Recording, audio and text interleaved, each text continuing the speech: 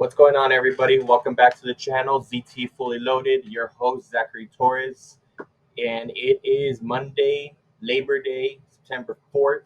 We're recording right after the Clemson and Duke game, terrible game. Um, and it's the end of week one, guys. It was an awesome weekend. So happy to have college football back in our lives. It was an awesome 5 day straight of nonstop football from Thursday night with Florida and Utah. Um, who is it out there? Minnesota and Nebraska, all the way till tonight with Duke and Clemson. Duke just utterly ran over Clemson and all of their mistakes. It was an awesome weekend, jam packed. I had a lot of fun. The best did not go our way. At the end of the day, just glad to have football back in our lives. And this is going to be our week one recap. So let's go ahead and get it started. In our recap, we're going to go ahead and have winners and losers of the week. We'll run through the top 25 and see those recaps of those games. And then we'll go ahead and still have our Heisman outlook as well as our playoff outlook. And we'll run through each of the Power 5 conferences and then name one non Power 5 conference winner of the week. All right, guys. So, what we're going to start off first with is our winners and our losers of the week. All right. This is going to be a quick run through because, again, we're still going to touch on a lot of these in our breakdown of the Power 5 conferences and the top 25 conferences, our top 25 outlook. Okay, guys. So, with that being said, let's go with our winners of the week for week one. You have to start off with the main story coming out of week one. Colorado. Prime times team out there looked awesome. Sanders at quarterback, Travis Hunter at cornerback and wide receiver. They did look awesome at the end of the day. I can't say anything about it. I did doubt them. I doubted AJ picking them plus 20.5. Doubted everybody that was picking the money line. I'm glad they pulled off that money line for a lot of people. Want some big money on the sports books for that. At the end of the day, big winners. I'm not sure if it's because TCU is that bad, and then it was just a barn burner at the end of the day. It kind of reminds me of that game a few years back, Texas and Notre Dame. Everybody thought, oh, Texas might be back, and Notre Dame is definitely back after that overtime win, and then they just ended up both being very mediocre. I think this can be the possible case for both of them, but I don't want to shut it down right now. Huge props to Prime Time. Huge props to Sanders. Huge props to Travis Hunter and the whole Colorado team in general. They only have 10 scholarship players. They go out there and take on the national national runner-up, champion runner-up in TCU, and they handle them on a road game. It wasn't at home, on a road game in TCU in Fort Worth, first week of the season, and they still handle them. I was very impressed with that offense. I was impressed with their defense. They held up in the trenches. Didn't think that was going to be the case. And they put up the victory, 45-42. Was probably one of the best games, if not the best game of the weekend. So huge shout out to Colorado, our first winner of the week. Then we have Texas State and Wyoming. Man, I love these ones. It was bittersweet, but I love Texas State and Wyoming coming through and beating some of our Big 12 rivals. Big 12 schools, not even saying rivals. Big 12 schools, Baylor and Texas Tech. It was awesome to see. Wyoming was rocking, Texas State going into Baylor and beating them there, hitting the over and doing so, knocking out their quarterback for a few other weeks. And we're going to talk about them in our loser segment, Baylor and Texas Tech. But Texas State and Wyoming, shout out to you all, putting 0-1 records on those mediocre schools that like to talk crap about Texas. And then our other winner, Florida State. Man, they made LSU look like a JV team in that second half. I know LSU had quite a bit of their own mistakes, to say the least. At the end of the day, I could not expect that. Brian Kelly must feel really stupid for his comments, and I'm going to go ahead and add them to our losers of the week, which we'll go over shortly. But LSU will be part of our losers of the week. All right, guys. So, and I'm actually going to display my screen for losers of the week just to give you guys a little bit of insight of what I'm looking at here. All right, so Florida State is our winners of the week, and we'll talk about LSU a little bit later. I think they're the more topic of conversation, but Travis looked awesome at quarterback. Their team looked physical. They looked big. They held up on the defensive end. They held up in the trenches. Shout out to Florida State for winning on Sunday night against LSU and Orlando. I apologize. Then jumping into DJ from Oregon State. I'm not going to try to pronounce his last name, but winner of the week just for his performance. He looked awesome in the pro style offense. You know his struggles in Clemson, moving to Oregon State. He looked awesome. They dominated. He looked like he was able to handle I formation, handle the play action. He did look ready for a pro formation, and that's why he moved to a place like Oregon State. Not necessarily for the pressure or things of that nature. That was the only place available. He liked the offense they were running. He thought he was going to be successful in that type of offense. So huge shout out to that winner of the week, DJ, and the Oregon State team in general. Huge shout out to all of them. Next winner of the week, Texas. And excuse the language there, guys, but hook them all the way. At first, and it's not a homer pick, guys. At first, I was a little bit worried. It was a slow start. CJ Baxter looked like he got hurt. Thankfully, returned to practice. That's a win in itself. But on the outside looking in, guys, and it was more, and I think it's about the expectations, right? Expectations coming into the season, and I'm gonna have all Texas fans hear me out on this one, and I have to be one of these people because I became very impatient. I know my boy was AJ was also very impatient. We were already talking about Quinn and what is going on, and he hasn't improved. At the end of the day, guys, one key stat that really stood out to me at the end: we had more total yards, more rushing yards, more passing yards, and more first downs. And what leads to first downs? More third down conversions than we did in last year's home opener. All right, guys. So I think it's more the lofty expectations that we were expecting to go out there 70-0, and we'll talk about one of those games that happened like that in the next portion. But at the end of the day, Texas handled their business. They didn't reveal too much of the playbook. Very simple play calling. It was just runs down the middle on short gains, very few motions, and we didn't even see Keelan Robinson, who is one of our most Swiss Army knife players out there. A lot of it went through Xavier Worthy. We finally got to see Jatavion Sanders in the second half to break that long touchdown. Like I said, CJ Baxter goes out early. So we really didn't reveal much. Our players stayed healthy, especially with how hot it was going to be. That was a little bit worrisome. Got out of that game healthy, got out our starters early, and handled business at the end of the day. No, we didn't cover. At the end of the day, there was no sweat whatsoever in that game compared to some of our other Big 12 schools that we might talk about. We've already started talking about, and we're definitely going to talk about it a little bit later. All right, guys. So F the haters. Didn't reveal the playbook. Getting ready for Alabama. No injuries. Looking forward to it. Still on the road to the playoff this year in the Big 12 championship. Another winner, OU.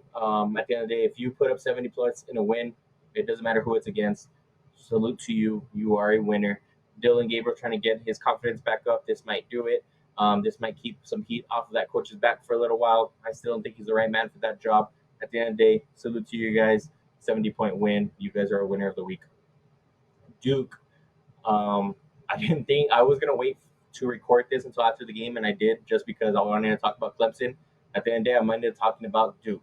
Duke coming in. Yes, there was a lot of mistakes on the Clemson behalf. At the end of the day, it's Duke's job to take advantage of it. They did.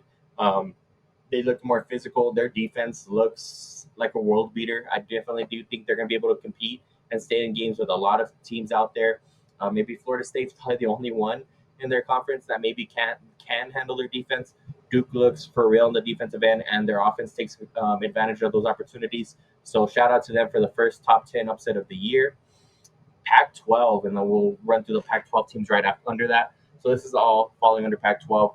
Undefeated through week one. We all know the mess of what the Pac-12 is and what it's not going to be next year. Teams leaving to Big Ten, teams leaving to Pac-12, teams leaving to the ACC. Don't know how that's going to work. And teams left up in the air and not really sure what they're going to do. Probably the Mountain West. At the end of the day, through week one, they are undefeated and they're looking pretty good, guys. Washington, with all of the rule changes in mind, still put up 2 quarters with 20 plus points. Michael Penix just followed up where he left off at the end of last season with James McClellan, I want to say.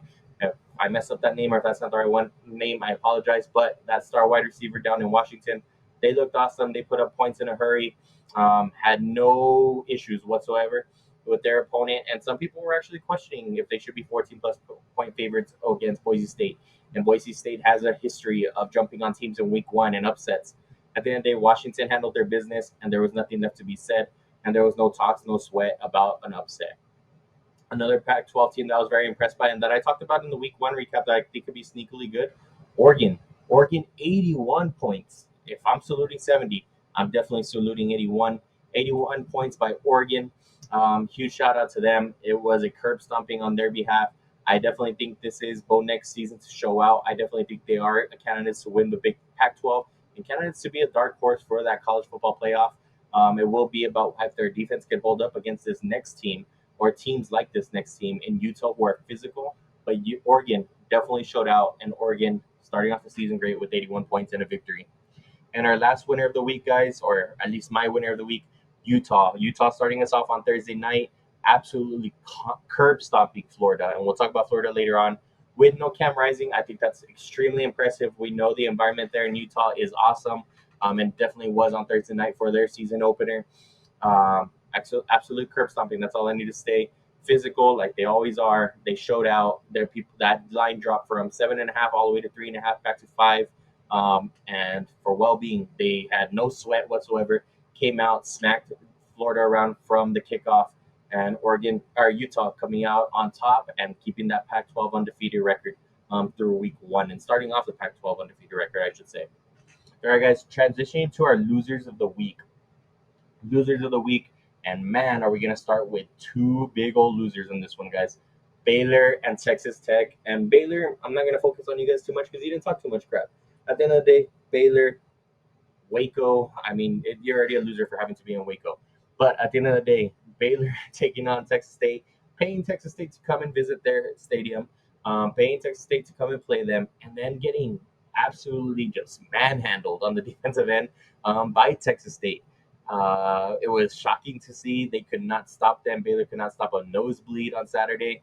It was definitely shocking. I had the under for the entire game. Baylor, Texas State was well on their way of covering that all on their own. It was ridiculous. Baylor, you have a lot of issues, and now your quarterback is hurt as well. So it's going to be hard to keep up with teams when your defense can't stop anybody for that matter. So it was shocking. 2 to 3 weeks. That falls right around the timeline of when they played Texas. So Baylor might be looking at a few losses, and they're coming up against a top team next week, I want to say. So it is going to be a difficult road ahead for this team. And let's actually look at their schedule really quick since we're talking about the losers. And we'll recap this a little bit later on, but I do want to talk about this and why, like, yes, the loss 42-31 hurts enough, but playing Utah. So you just got smacked around by Texas State, who is not physical, who is not bigger than you, and at home. Now you're taking on Utah at home in the morning, and you're going to start off your Saturday morning brutally. Utah's going to come in, steamroll you guys. You have no quarterback, out 2 to 3 weeks with this MCL injury, as you guys can see there. It is going to get scary for the Baylor Bears. Looking at starting off 0-2, and true, is Long Island even a question? Is Long Island even a guarantee now? And then you take on Texas, and then you take on UCF. And let me tell you what, UCF wasn't on my winners list right now. Their stadium was rocking, guys. Their stadium was rocking. Their quarterback, there's still a lot of questions on my behalf about their quarterback play. I think they just made a bad team look bad, or a terrible team look terrible, actually. It's not even a bad team. Bad is a little bit too much credit. They made a terrible team look terrible, and they handled their business. But at the end of the day, that's a win for them. They start off 1-0 in the Big 12, so huge shout out to UCF, huge shout out to their fans. That was an awesome environment, and they handled their business against Kent State. You can't blame them for that, and they looked awesome doing so. So huge shout out to Gus Malzahn and the UCF Knights, and they'll probably give Baylor Bears a run for their money at this point in time because they can't stop anybody, and UCF looked pretty powerful on the offensive end in their game. So let's go ahead and jump back into our winners of the week, our losers of the week. I apologize. So our losers of the week, we'll jump into TCU. Oh no, actually, whoa, they almost got away with it. Texas Tech. So where does the Big 12 run through? I'm sorry. For some reason, all off season, I kept hearing Lubbock, Lubbock, and man, they kind of even bought me in a little bit. I took them minus 14 against Wyoming. Well, let me tell you guys what, that did not come into fruition. Yes, they started off slow, or started off great, 14-0, 17-0, whatever it was, and then they go on to lose in overtime. And man, was that bad. Fourth and, what was it, 7 or 9, and then you send an all-out blitz, and they throw right behind your linebackers for a touchdown, and then you put up no defense whatsoever on the 2-point conversion, and game over. Upset alert. Wyoming takes down Texas Tech. And then their coach, who had the audacity to talk crap about Texas all year long, join in with the Big 12 commissioner, talking crap and putting down Texas, saying that they're going to come into Austin this year and upset us on Thanksgiving, things of that nature, setting us off on with poor taste in our mouth about the Big 12. And instead of talking, you should have been focusing on your opponent in Wyoming. Why? Because Wyoming handled their business at home. They took care of you guys, did it silently, and now the day after the game, you use one of Coach Sarkisian's quotes to go ahead and back up your stance and back up where you guys are at the end of the day. A little bit mind blowing, right? How ironic. How the mighty have fallen when you guys were never mighty at all. The little brothers of Texas Tech, the Little Red Raiders, um, fall in what's going to be Big 12 play with Wyoming. But yeah, they fall season one or week one when they were 14-point favorites against Wyoming. I had Texas Tech, so it was bittersweet. But at the end of the day, I will pay big money to watch Texas Tech win or lose. I apologize. I will pay big money to watch Texas Tech lose. And man, did I pay money to watch Texas Tech lose? And I'm glad they did at the end of the day. It was a highlight of my weekend for sure. Other than Texas putting up and winning without a sweat. Watching Texas Tech lose after all of these, very, very sweet, guys. I usually don't take passion with other people winning. It's just handle our business. But watching Texas Tech win or lose, I'll definitely take pride in that. Then TCU, was it a fluke last season? I'm not going to go that far. They did have a great team last year. They had plenty of people going to the draft. Some other people go undrafted, losing their quarterback. But at the end of the day, people were saying that Morris was the starting quarterback until he got hurt, and then that's when Duggan takes over. At the end of the day, they did not look good whatsoever, guys. I definitely think this year is going to be a down year for them. It's not even going to be about a slow start. It's going to be a down year. They lost too many people on the defensive end, and that showed. Colorado did whatever and whatever they wanted against TCU, whether it was running the ball down their throats, passing on the outside. It was screens, whatever it was, whatever Colorado wanted to do, whatever Dion wanted to do with this offense, they did. And I think TCU is going to have a lot of issues, guys. On the offensive and the defensive end. They're missing those players, and you can tell. And they, like I said, Colorado, and what I was talking about earlier, it might be one of those cases that they are just both bad teams, and they put up an awesome performance against one another, and then it goes downhill for both of these teams. I hope not for Colorado. I do hope so for TCU. But at the end of the day, I definitely think it's going to be in that trend in that direction of what we saw with UT and Notre Dame a few years back, where we thought it was a top 25 matchup, and at the end of the day, they just both became mediocre teams as the season went on. And I definitely think TCU is going to be mediocre this year. Speaking about mediocre, Brian Kelly, LSU. Man, do you guys piss me off. Brian Kelly, since Notre Dame has been on the cusp, has had talent after talent after talent, goes to LSU so he can break that barrier of, oh, well, it's because we can't get all the talent we want at Notre Dame because, their educational requirements and everything else that goes into the awesome University of Notre Dame. At the end of the day, goes to LSU because he's going to be pulling these recruits. He's going to become competitive with the Nick Sabans of the world and Georgia of the world. And twice has fallen flat on his face against Florida State. And I think this year's even worse, going in and talking crap that they're going to beat the heck out of Florida State. And what happens? You guys look like a JV team in the second half. Turn over the ball whenever you guys can. It was sad to watch, especially sad because I bet on you guys. Jaden Daniels hasn't improved much. Might as well go back to Arizona State. Makes no impact whatsoever. I'm immediately removing them from my playoff predictions, to be completely honest. I think they have a lot of gaps to fill. They're not playing their position players well. Feel terribly sad for that defensive end that will remain unnamed for having to play positions that he's not necessarily accustomed to or built for at the end of the day. So LSU, you are a loser. You're probably going to continue to be a loser. And Brian Kelly, you are a loser in my book. I don't think you're ever going to win one. Ohio State. I know they won, and I know it wasn't really. I mean, there was a little bit of a sweat. If you're not saying there wasn't a sweat, there was a little bit of a sweat. What was it? 10-3 at half? That's a sweat, to be completely honest. There's question marks all over the place, and still at that quarterback spot. And I had talked about it in our preview of college football. I thought there was question marks, and that's why I was picking Michigan to come out of the Big Ten. I'm standing by that even more now. They better figure out those questions fast because the Big Ten isn't awfully bad. When you have some rivals come in, it can get a little bit dicey. And if I'm not mistaken, they're also playing Notre Dame this year. Notre Dame, and we'll talk about them later on the Sam Hartman portion, they're looking good as well. So they're going to have some tough matchups to go on. I think they have too many question marks at this point in time. And every single season and every single day, ever since John Harbaugh said that, or one of the Michigan coaches said that Ryan Day was born on third base and he thought he had a triple, it's proven true more and more every single day. Like that talent, they have extreme talent. Marvin Harrison Jr. only 2 catches. It was unbelievable to see, unbelievable to recap. Ohio State, you guys are a loser, even though you guys won. You guys are a loser. You guys have a lot of question marks, and I would be worried if I were your fan base. Now jumping into losers of week 1, Big 12 conference. And I'm only saying this because of, again, the treatment that we had last year, the treatment of the Big 12 commissioner. As a Texas fan, it's unbelievable to see the lack of professionalism and just how anxious they've been to bring in other players or other teams to fill in for the gap of OU and UT, and talking pretty much saying that OU and UT don't have that much of an impact. When we know it's been carried on those 2 schools, and that's why it hurts so much, and that's why they're so bitter. Well, yikes to that week 1 start with Baylor, Texas Tech, and TCU losing. You thought the conference was going to run through Texas Tech. Psych. You thought TCU was going to be able to put up another national championship run or a playoff run or whatever the hell you thought it was going to be. Psych. And Baylor just always overrated as usual. Yikes. Do you guys have any other good teams, guys? Any other good teams other than OU and UT? Like, being completely honest, I know Oklahoma State won. West Virginia looks like crap.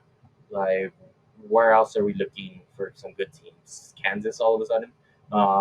So yeah, I'd be a little bit worried. Houston doesn't look that great coming in. UCF, I guess you guys have UCF now, right?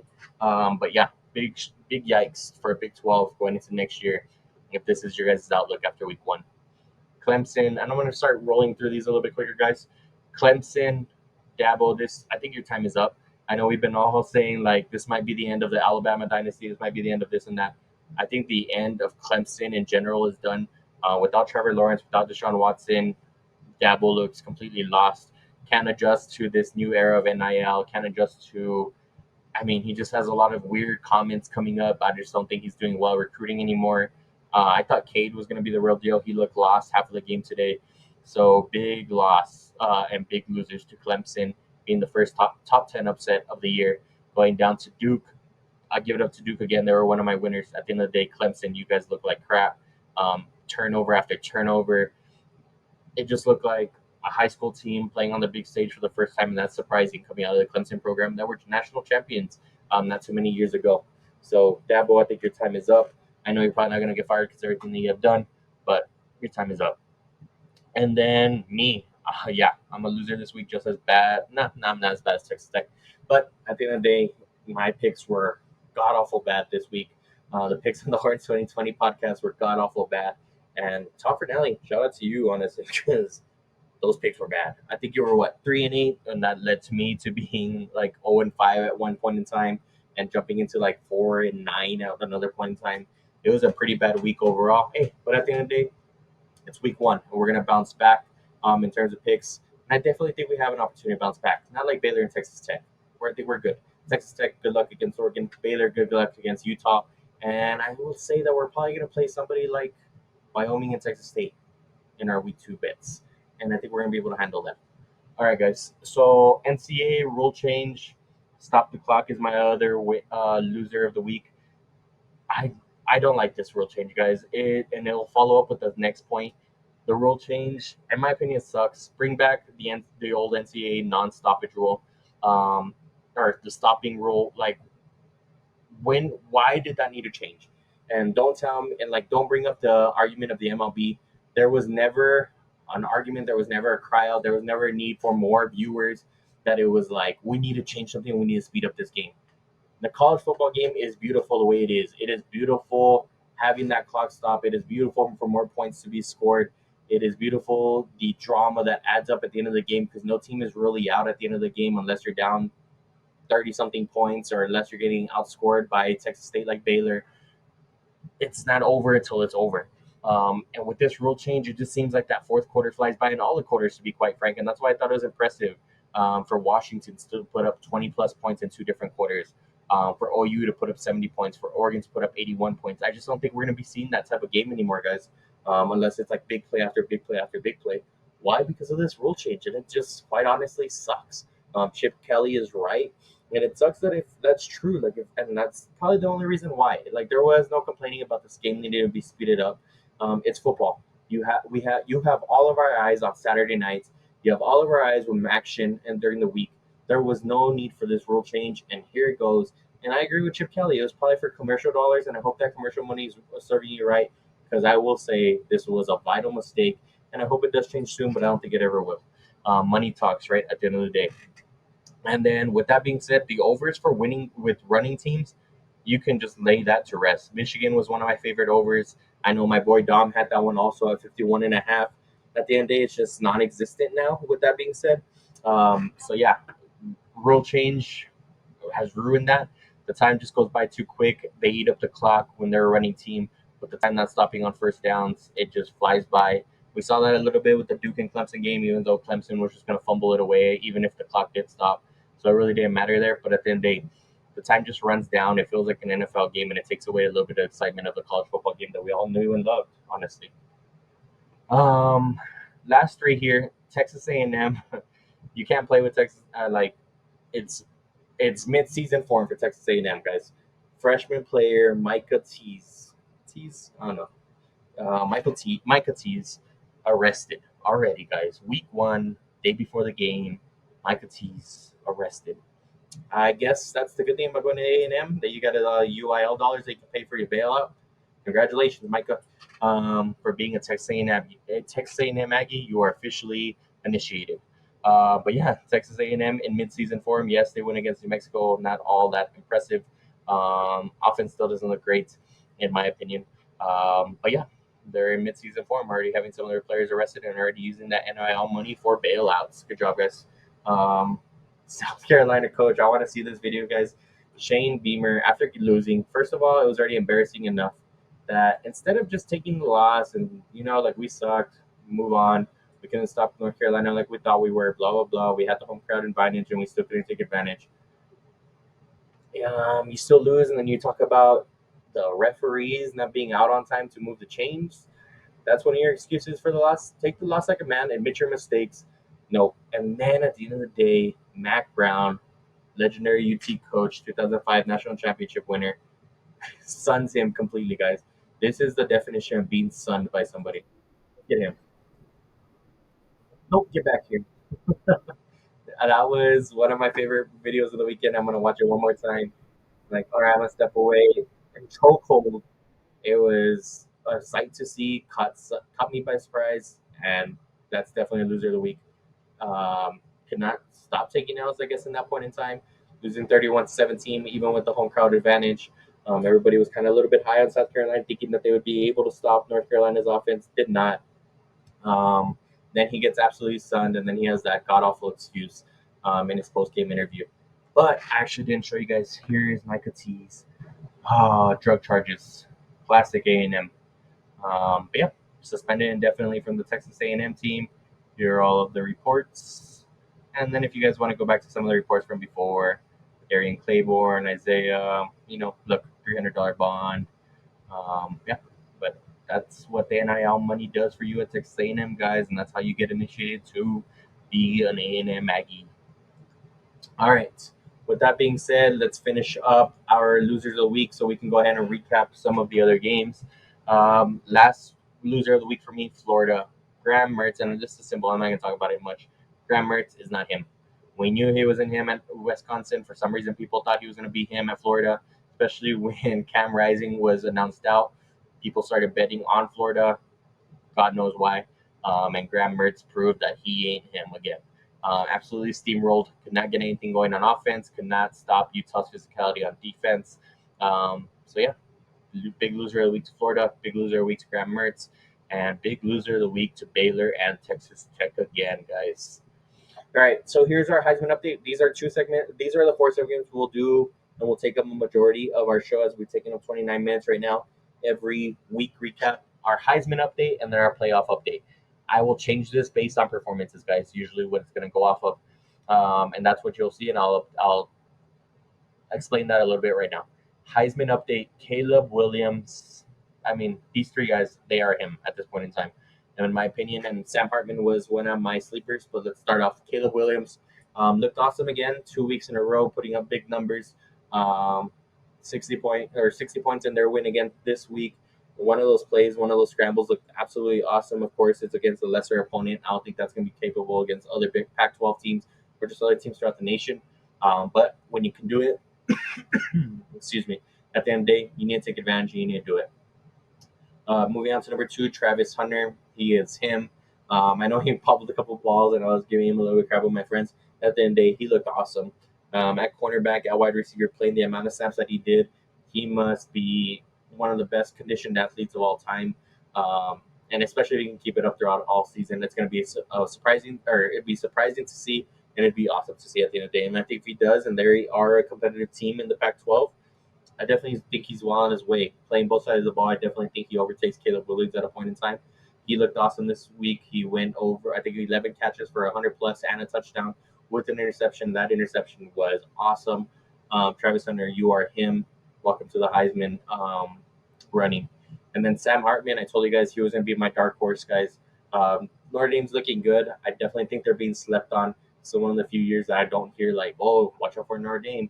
Notre Dame could sneak up on you. At the end of the day, definitely think this is one of those years that Notre Dame could sneak up on you guys, especially with a quarterback like Sam Hartman. It's been quite a while since they had somebody like him. If he really needed to put it on a team on his back, I think he's capable right now. He's nice playing off the play action, nice playing off of the options.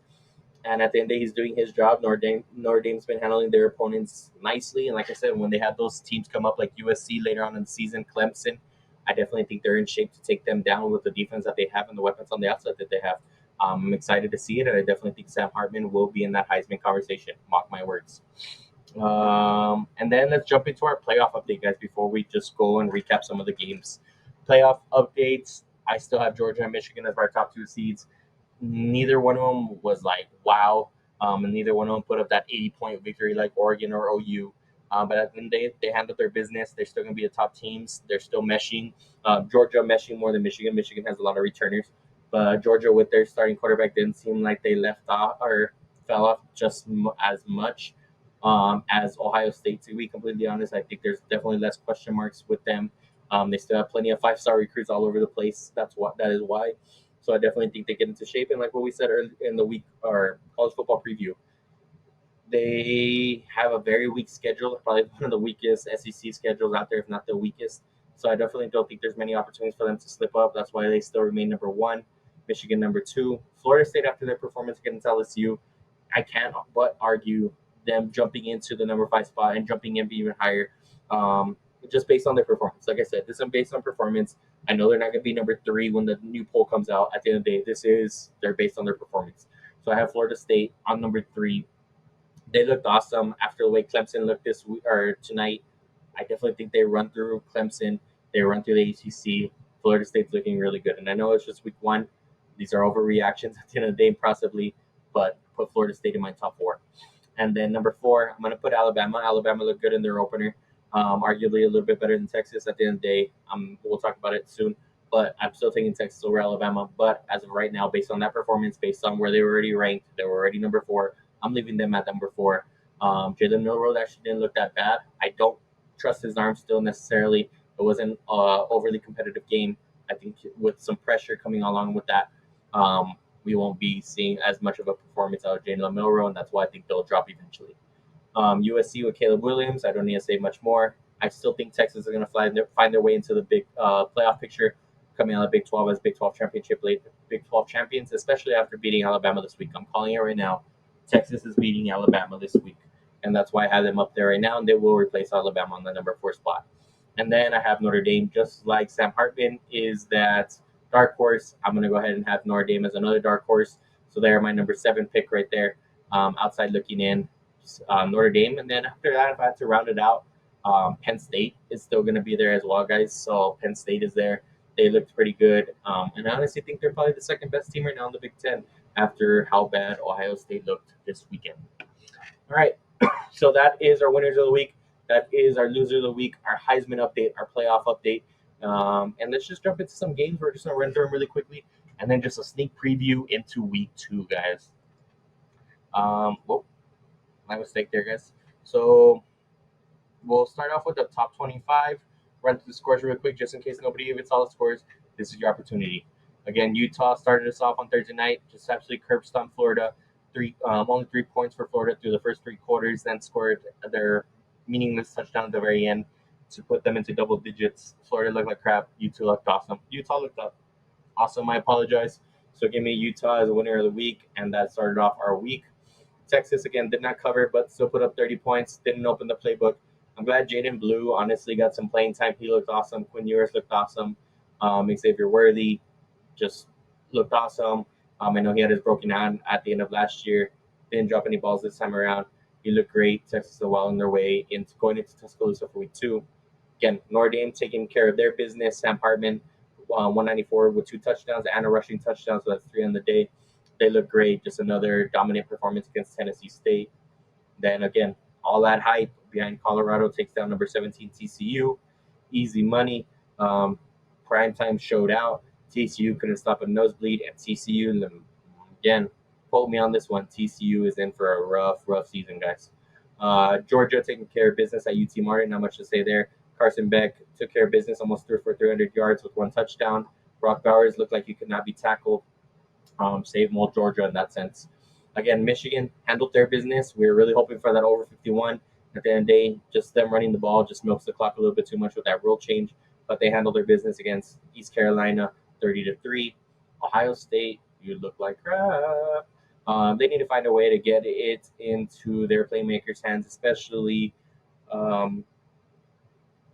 with their receivers, because they have dynamic wide receivers. I don't know how you don't get into their hands a little bit more. That was a little bit scary. McCord, you're gonna have a lot of questions behind your name. I definitely think there should be more conversation around a quarterback competition in Ohio State. Alabama handled their business 56-7. USC handled theirs 66-14. We have Penn State absolutely dominating West Virginia. West Virginia didn't even put up a fight. Penn State scores in all 4 quarters. Penn State, again, like what I said earlier, I definitely think they're the second best team in the Big Ten. Washington and that Pac-12 again. Pac-12 looked awesome. Washington looked awesome. Michael Penix, he probably should be in my Heisman update, and probably would be next week.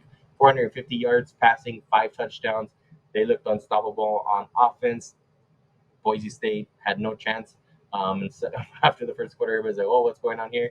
And then it was lights out after that. Tennessee, Joe Milton's arm on that one pass. I know everybody's like waiting for it to happen. I'm one of those people as well. I am absolutely amazed by his arm. I definitely think it's second to none. So Joe Milton and second to none in terms of strength, not in terms of beauty of passing, not in terms of accuracy, just in terms of strength. He said in the pregame interview that he threw like 90 plus yards in the offseason. Like that is something ridiculous to hear, guys. And that's not the first time he does something like that. And there is stuff on camera as well. So yeah, 49-13 for Tennessee. Oregon absolutely blasting Portland State, 81 points. Only allowing 7. I know it's Portland State, guys, but still, when a team's able to score 81 points, all shout outs to them. Kansas State, I guess that's a Big 12 team I didn't get to mention. 45-0, shutout win for them at home. Shout out to Kansas State. I guess you're going to help Texas and OU carry this year and help carry the Big 12 from now on because there is nobody else. Wisconsin winning 38-17. I didn't even know Wisconsin was top 25. Congratulations to you guys. But yeah, Wisconsin winning 38-17. OU taking care of business, like we talked about earlier, so I won't touch more of that. 73-0 shutout win, scoring 70 plus points. Huge shout out to you guys. Definitely think it's going to be a good Red River showdown this year. UNC again, absolutely taking care of business against South Carolina, 31-17, and then Mac Brown's sunning Sean Beamer or Coach Beamer at the end of the game in the Dukes Mayo Classic. It was awesome to see, funny to see. Huge shout out to North Carolina there for handling their business. Ole Miss against Mercer, another team that put up 70 plus points. Ole Miss, they looked unstoppable. Jackson Dart, I think like from the first quarter had like 3 touchdowns within like 7 minutes. It was something ridiculous like that. Judkins also scores 2 touchdowns. They look like a force to be reckoned with, and I think they've definitely been underrated in that SEC conference. A&M again putting up 52, but I guess the bigger story of the week is your arrests are already on track to hit the over, guys. I had the over at 4.5 for this year, so we're well on the way. We're already at 1. And then Tulane and South Alabama, 37-17 Tulane, and then Iowa again, one of those boring games. Even with Cade McNamara there for Iowa, they still can't. They just it's one of the most boring performances, honestly, that I could watch. I never ever want to watch an Iowa game. Even if it's that last game at night, even if it's if it's the last football game of all time, I refuse to watch Iowa. But they win 24-14 behind Cade McNamara, the transfer from Michigan, and they're the number 25 team as of right now. Florida State just absolutely obliterates LSU in the second half, 45-24, turned it into a varsity versus a JV team. And yeah, it looked like they in the second half. Huge shout out to Florida State. Brian Kelly, you suck. And then number 18, Oregon State taking on San Jose State. Again, DJ looked awesome in that pro style offense. I definitely think Oregon State might sneak up on some people. I actually like them to cover a few overs in the Pac 12, and we'll get to them later on the season. I'm not going to spoil it quite yet. But the way they're able to bully people around that mass up front, it looked awesome to see. It was different to see for her Pac-12 team, and I definitely think it to be successful. Look out for Oregon State the rest of the year, 42-17. And then the game tonight, number 9 seed, the first top 10 seed to fall this year. Duke takes on Clemson. Duke wins 28-7. Cade looked lost most of the time. Those running backs dropped every ball that they possibly could. What was it? 3 fumbles on the night, 2 within 10 yards of like in the red zone. It was sad to see. Clemson, I don't know if they're ever going to be back on top. I don't think Dabble's ever going to be back on top. I think I'm out on Clemson for the rest of the year, to be completely honest. And I'm definitely taking Florida State as of right now to go ahead and beat them in that matchup later on and win that ACC title. But that wraps up the top 25, guys. Let's talk about a few games. Now, I guess we'll focus more on the Big 12 because, I'm a Big 12 fan. I think a big winner that we haven't talked about, UCF, Jake Plumlee looked awesome for them. They looked awesome. Their home crowd looked awesome. That was a pretty big way to start off their season and their career in the Big 12. So huge shout out to UCF. Kansas, I honestly didn't even keep up with this game, to be honest, but it looks like they dominated 48-17. So huge shout out to Kansas. Texas again, 37-10. I still think Texas is the favorite to win the Big 12. So that is my recap for the Big 12. Shout out to Texas Tech. I guess the conference does not run through Lubbock, losing 35-33 in overtime. I was saying that. I'm not sure if I mentioned it, guys, but yeah, Texas Tech upset 35-33 in overtime. And then Baylor losing to Texas State. Love to see it. What was the other? Oh, yeah, the other upset was Wyoming beating Texas Tech 35-33 in overtime. Yep, funny one there. And then, yeah. So here in the Big 12, after week 1, still give me Texas, guys, as the Big 12 champion. I know they weren't as impressive as OU. I definitely think the playbook was very limited. Seeing those stats at the end of the game definitely brought back some confidence in our Texas team. And I definitely think they go into Tuscaloosa next week and pick up that victory. I know we're 7 points underdogs right now. Texas, hook 'em, picks up that victory next week. ACC, another Power 5 conference, the second one we're going to recap after this week. I already said it right now. Florida State is now my projected winner for this ACC championship. They looked awesome. I definitely think, based on that form, that they can compete in the play, or they can compete for a playoff spot. They looked awesome in the second half against LSU. Completely just shut them down. Did whatever they wanted to them on offense. They looked more physical. They looked bigger. They looked faster. They looked well coached. So huge shout out to Florida State, staying quiet during the week and then taking care of business on Sunday night. And I love their coach's remark at the end of the day. We just love that we had the opportunity to play the game. Brian Kelly, learn just to play the game at this point in time, man.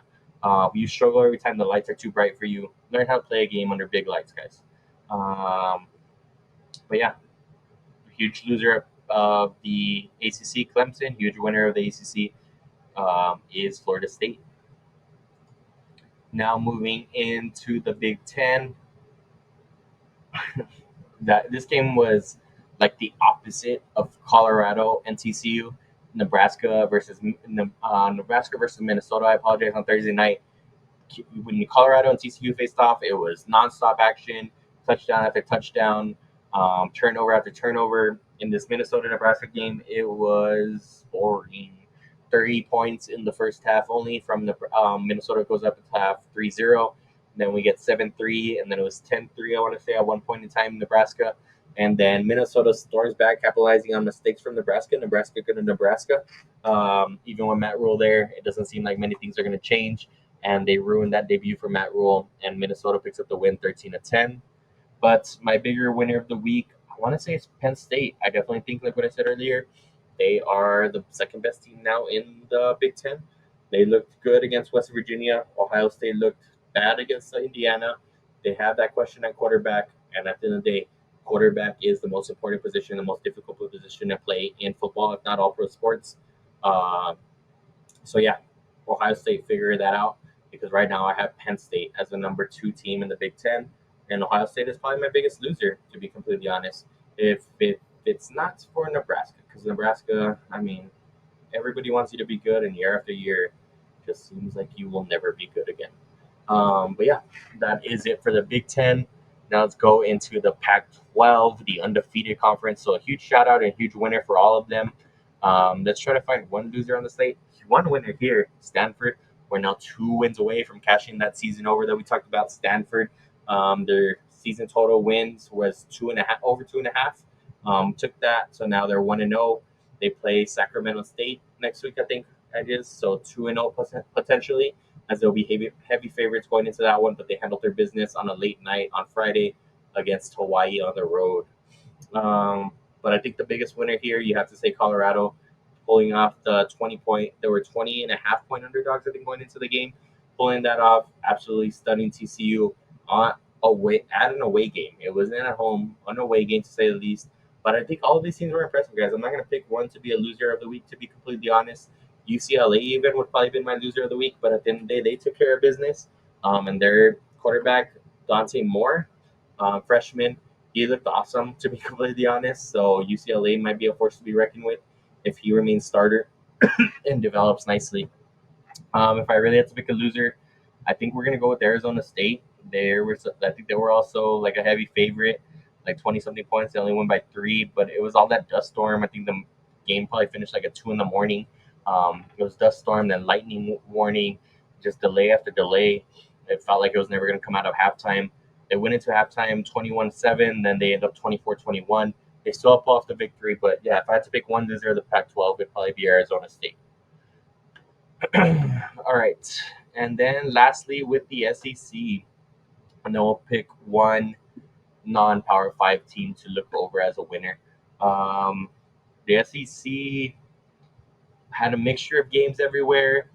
We saw Florida going down. That's probably going to be in the running for one of the biggest losers. Oh, no, wait. We're going with LSU. LSU, you are the biggest loser of the week for the SEC. Looked absolutely terrible against the ACC in Florida State. Brian Kelly, you are a shameful, shameful coach. Those TikToks are not aging well. Your comments about Florida State are not aging well. And again, with coaches, like you want to reduce the noise, and comes in at the end and is talking about, I guess we thought we were Georgia. I guess we thought we were a 2-time champion. Who invited all that noise in the first place? You did. Like at the end of the day, you are the leader of that team. You are what they're supposed to follow. You are the one setting the standard. And you're going out there talking before the game that you're going to beat the heck out of Florida State. What does that do to your players? Instead of telling them not to listen to the hype, instead of telling them not to listen to everybody saying that they're going to be a college football playoff team, things of that nature, is that they still have to prove people wrong because they haven't been on top of the SEC. It's been Georgia. It's been Alabama. They're the third best team, if that, in the SEC. Instead of using that to fuel a fire, no, you buy it on the hype and you go ahead and just put up a crappy performance against Florida State, and you are again a laughing stock, Brian Kelly. And it is your fault at the end of the day. You are the leader.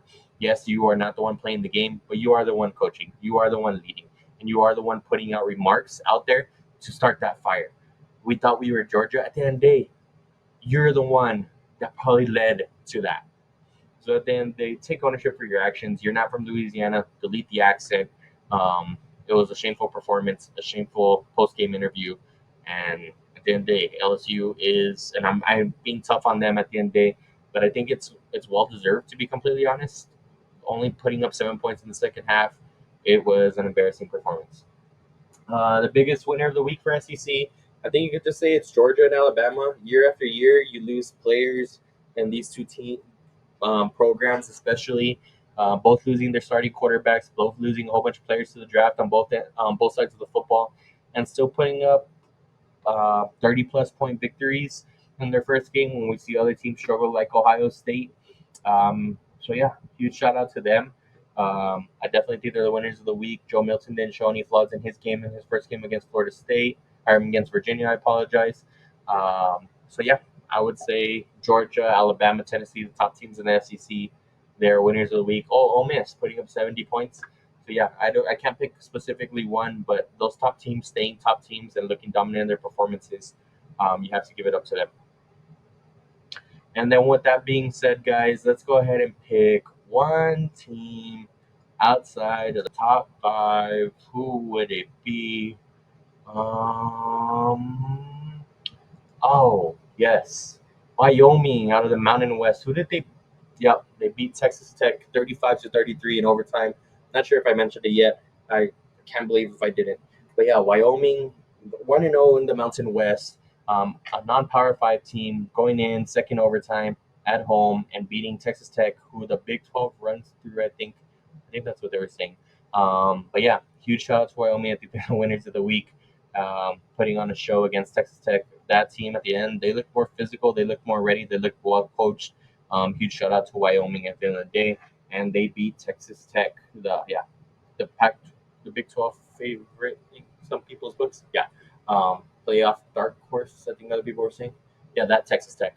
Yeah. So huge shout out to them and Texas Tech. Good luck, because I think you guys play none other than the team that put up 81 points this week, and you guys led up 35 to Wyoming.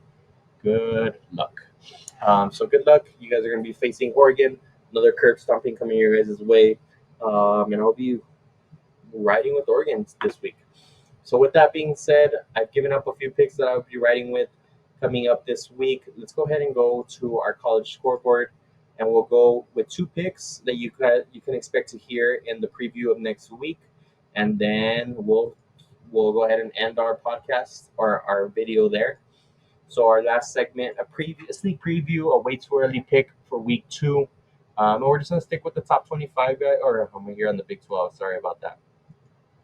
So we'll stick with the top 25 guys. We have Notre Dame taking on NC State, Texas taking on Alabama in the marquee matchup of the week, Georgia taking on Ball State, Ohio State taking on Youngstown State, Penn State taking on Delaware, Utah taking on Baylor, Kansas State taking on Troy, Clemson host of Charleston Southern. Hopefully they can win that one. Michigan hosting UNLV. Ole Miss on the road against Tulane, a top 25 matchup as well. Texas A&M on the road against Miami. Miami actually didn't look that bad. That might be a good game. A little bit of a slobber knocker there. Iowa taking on Iowa State. I think I'm gonna take Iowa State there. And then Tulsa against Washington or at Washington. Austin P at Tennessee. Appalachian State um, at North Carolina. SMU at Oklahoma. Oregon again visiting Texas Tech. Let's go Oregon. Grambling visiting LSU. Let's see what Brian Kelly has to say about Grambling. And then Wisconsin visiting Washington State. TCU playing host, and TCU won't be in the top 25 anymore. Hosting Nichols. Southern Miss going on the road to Florida State. UC Davis going on the road to Oregon State. And then to end the night, Stanford visiting USC. Oh, actually, so yes, Stanford, and I said it earlier. I apologize. Stanford is actually playing Sacramento State week 3. They play USC this week. I don't think this will be one of their victories. Sorry to spoil it. So I'll go ahead and my favorite game of the week. I think it'll be everybody's favorite game of the week. All eyes in Tuscaloosa, Alabama versus Texas. Is Texas really back? How does Alabama look without Bryce Young against the top team? All of those storylines going into that game in Tuscaloosa, 5 p.m. or 5 p.m. Mountain Time. Extremely excited for this one, guys. Right now, Alabama's a 7 point favorite. Give me Texas on the money line. Don't even give me the run line. Don't even give me the spread. Give me Texas on the money line. I think Quinn Ewers comes out. I think CJ Baxter's back. I think our defense is the real deal. I think we're going to be able to put pressure. Um, the thing that worries me, and my boy AJ says it on the podcast, Texas is historically bad against mobile quarterbacks. That is a little bit worrisome against Jalen Milroe. At the end of the day, I think we're able to overcome it. I definitely think we have not just a big defensive line. I definitely think we have an athletic defensive line. We have Jalen Ford at linebacker. Give me Texas on the money line with a 7 point upset in Tuscaloosa, and give me Texas in that playoff picture. Other teams that I'll go ahead and pick that are more competitive, right? because there is very non-competitive games here. Utah is only a 7-point favorite against Baylor. Give me Utah against the spread. Utah against the spread, 7-point favorite. I really, really like that one, guys. Um, Honestly, early bets that I really, really like before they go up. Utah 7-point favorite. I can't believe that. Like, I really can't.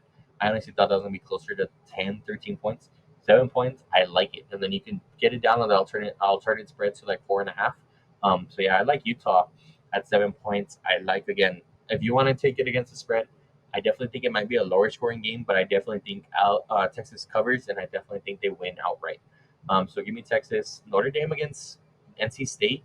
And Sam Hartman's look good. NC State did struggle a lot on offense. 7.5. I might take that one, honestly. Um, Kansas State against Troy. Kansas State put up an awesome performance. Will Howard looked good. 15.5 points. That's something to look out for.